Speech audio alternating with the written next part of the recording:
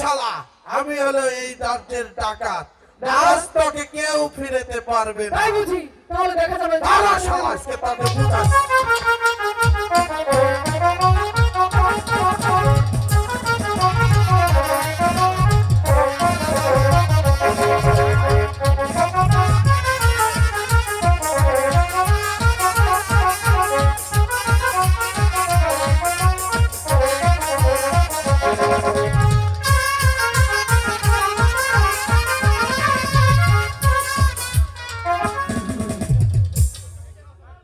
এখন তোকে কে বাঁচাবে? ওরে বাবা, তুই আমার বাবা, আমি চলে যাচ্ছি। বলেন, এটা আমার আর কোনদিন দেখা আমি বলবো না। বাবা রে। কে তুমি সুন্দরী? আমি ভুবনপুর উজির কন্যা মর্জিনা। তাই বুঝি? জি, তাহলে চলে আসো। বাবার মেয়ে, বাবার কাছে দিয়ে এসো। আসো না? ঠিক আছে, তাই চলো। ঠিক আছে।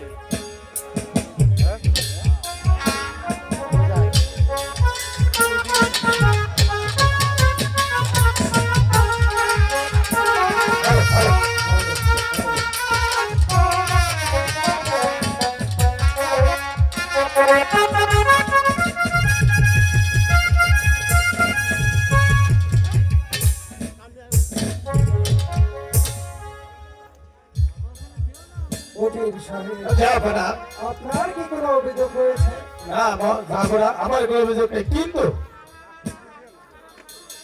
আমার মা মর্জিনা তার মামার বাড়ি বেড়াতে গেছে, কিন্তু তার কোনো সংবাদ পাচ্ছি না।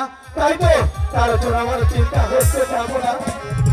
উনি আপনি কোনো চিন্তা করবেন না ওজি সাহেব, মর্জিনা অতি তাড়াতাড়ি আমাদের রাজপ্রাসাদে যাবো না, কারণ আমি যে পিতা, চিন্তা হওয়াটাই যে আমার স্বাভাবিক। যাবো না।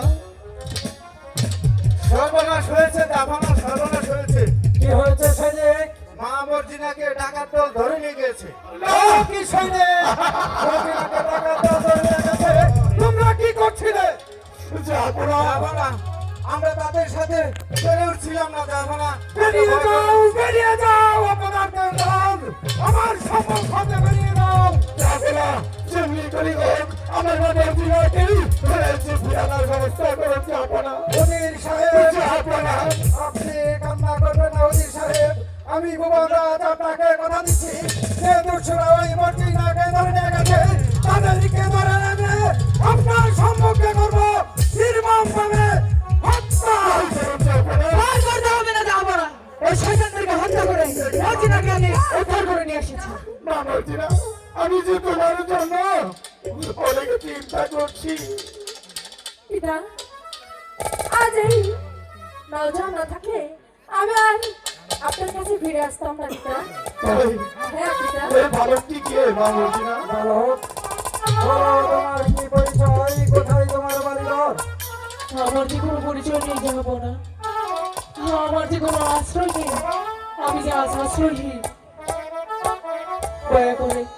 দয়া করে যাবো না, আমাকে একটু আশ্রয় দিতে হবে না। শোনো বালক, আজ যে তুমি বীরত্বের পরিচয় দেখিয়েছ, সেজন্য শুধু তোমাকে আশ্রয় নয়, আজ থেকে আমি তোমাকে করবো আমার এই ভুবনপুর রাজ্যের প্রধান সেনাপতি। আমি কি পারবো? আমি কি পারবো আপনার এই আদেশ রক্ষা করার জন্য?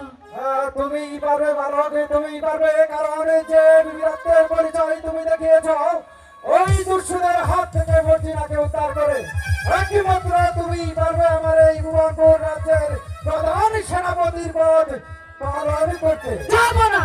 আপনি আমাকে প্রাণ ভরে আশীর্বাদ করবেন, যাবো না। আমি যেন পারি আপনার আদেশ নির্দেশ অক্ষরে অক্ষরে পালন করতে। আমি তোমাকে আশীর্বাদ করি বালক, তুমি দীর্ঘজীবী হও। উজির সাহেব, এই মুহূর্তে আমি দরবার ত্যাগ করতে চাই, আর মা মর্জিনাকে এই মুহূর্তে বাড়িতে ভিতরে নিয়ে যান। ঠিক আছে, যাবো না। আপনাদের ক্লান্ত বুঝতে হবে। আমি সেনাপতি কাজলকে আমি অন্তর মনে আছি। আসো মা মর্জিনা, আসো বাবা কাজল।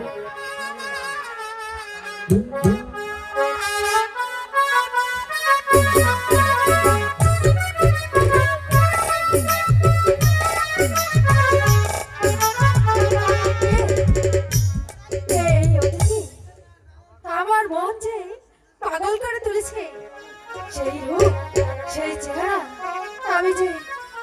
আমি যে তার প্রেমে আগুন খাচ্ছি। হ্যাঁ, আমি আমি এখন তাকে কোথায় পাই?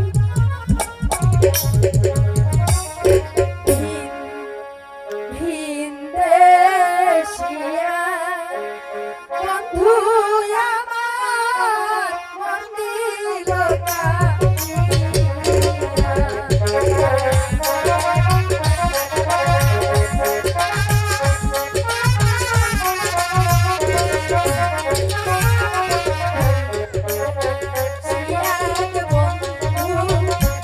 আমার